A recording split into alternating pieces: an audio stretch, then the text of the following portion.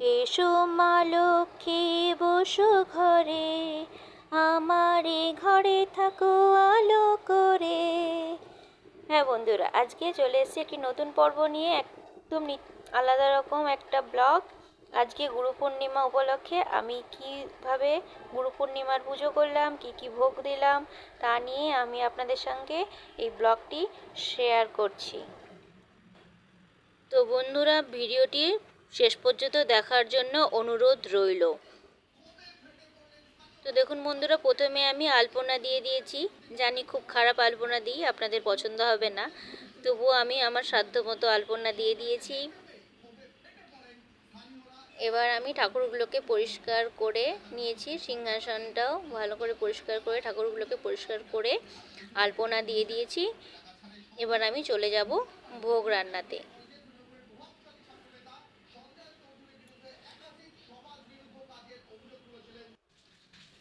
তো প্রথমে আমি নিয়ে নিচ্ছি একটা বাটি, নিয়ে নিচ্ছি 1 কাপ ময়দা। যে কাপটা নেবেন সেই কাপে সব কিছু মেজারমেন্ট করবেন। নিয়ে নিচ্ছি 1/2 কাপ সুজি এবং 1/3 কাপ চিনি।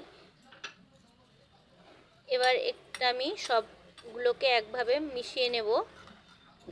এখানে আপনি মৌরি এবং এলাচ গুঁড়ো ব্যবহার করতে পারেন, তবে আমি এখানে কিছুই দেব না। এবার আমি জল দিয়ে, অল্প অল্প করে জল দিয়ে একটা ভালোভাবে ব্যাটার তৈরি করে নেব। এবং অল্প অল্প জল দিয়ে ব্যাটারটা তৈরি করতে হবে, যেন ভেতরে কোনো লাম্পস না থাকে। তো দেখুন বন্ধুরা, আমার ব্যাটারটাকে ভালোভাবে আমি তৈরি করে নিয়েছি। এই রকম কনসিস্টেন্সি রাখতে হবে, একটু পাতলা রাখতে হবে, কারণ এর মধ্যে সুজি আছে, সুজিটা ফুললে পরে এটা সেট হয়ে যাবে। তো আমি এটা ঢাকা দিয়ে এখন সেট করতে বসিয়ে দেব। এবার আমি অন্নভোগের জন্য কিছু সবজি কেটে নেব।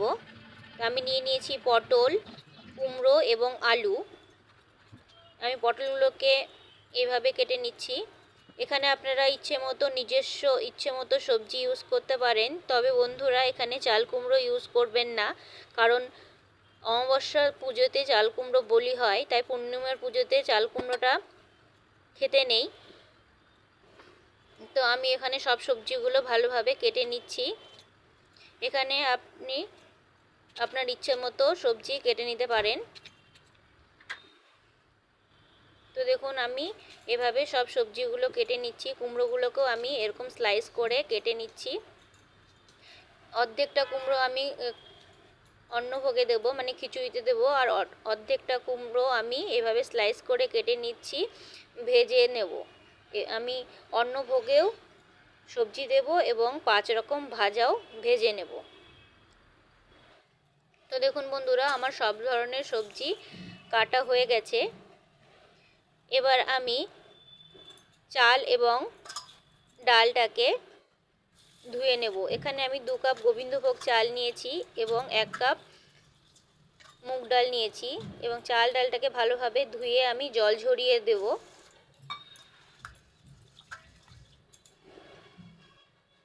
এবার আমি কড়াইয়ে মালপোয়াগুলোকে ভেজে নেব। প্রথমে আমি মালপোয়া ভাজবো এবং তারপরে আস্তে আস্তে সব সবজিগুলো ভেজে আমি সবার শেষে খিচুড়িটা তৈরি করব। তো মালপোয়াটা প্রথমে আমি একটা ভেজে দেখছি যে ঠিক হচ্ছে কি না। দেখুন কনসিস্টেন্সিটা ঠিক আছে এবং মালপোয়াটা আমার খুব ভালোভাবে উঠে এসছে। তো এইভাবেই আমি মালপোয়াগুলো সবগুলো আস্তে আস্তে ভেজে নেব।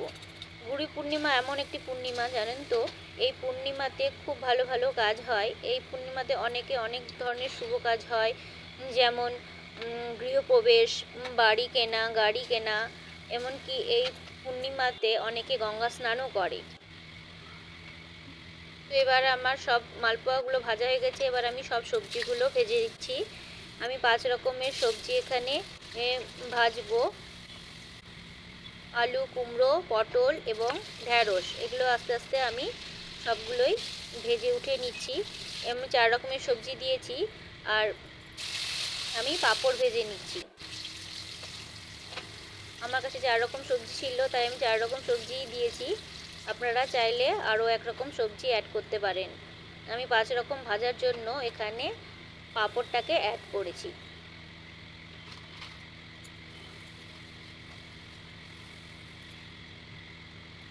তো দেখুন বন্ধুরা, আমার পাঁপড়টাও ভাজা হয়ে গেছে। 5 রকমের ভাজা আমার ভাজা হয়ে গেছে। এবার আমি খিচুড়িটা তৈরি করে নেব। তেল গরম হয়ে গেছে, এবার আমি কাঁচা লঙ্কা এবং আদা ফোড়ন দিয়ে সব সবজিগুলোকে আস্তে আস্তে আমি ভেজে নেব। এখানে আমি হলুদ দেব না, শুধু লবণ দিচ্ছি। লবণ দিয়ে প্রথমে সবজিটাকে ভেজে তারপরে এখানে আমি জিরের গুঁড়ো এবং লঙ্কার গুঁড়ো দিয়ে একটু লবণ অ্যাড করলাম, যেহেতু আগেও দিয়েছি এবং পরে আর লবণ দেব না, তাই একবারে লবণ দিয়ে দিচ্ছি। আর দিয়ে দিচ্ছি স্বাদ মতো চিনি। দিয়ে এবার জল ঝরানো চাল এবং ডালটাকে দিয়ে সব সবজির সাথে ভালো করে ভেজে নেব। বেশি ভাজার দরকার নেই, কারণ বেশি ভাজলে পরে চালটা ভেঙে ভেঙে যায়, খেতে খারাপ লাগে। তাই আমি অল্প হালকা করে ভেজে এক বাটি জল দিয়ে ঢাকা দিয়ে